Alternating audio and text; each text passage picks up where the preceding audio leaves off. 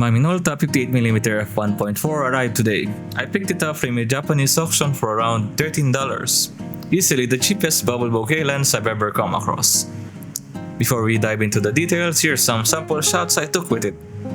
The signature bubble bokeh effect is really eye-catching, especially with background highlights. To test it out, I used my old Christmas lights, and as you can see, the results speak for themselves. The dreamy rendering at f1.4 gives images a soft cinematic feel. Now let's talk about the lens itself. The focus ring is incredibly smooth with a long throw, making it easier to achieve precise focusing at f1.4. The build quality is excellent. Everything feels solid metal, and the aperture ring has a satisfying click.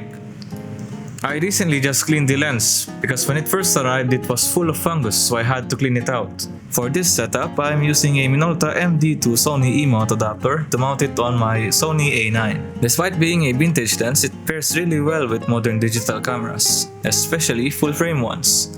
For a sharper look at its performance, I tested on test charts from f1.4 to f16. It's sharp from center to corner, with a bit of vignetting at f1.4. But it fades almost completely by f2 and is gone by f2.8. I honestly didn't expect this level of performance from such an old lens. It's really impressive. That's all from me. Thanks for watching.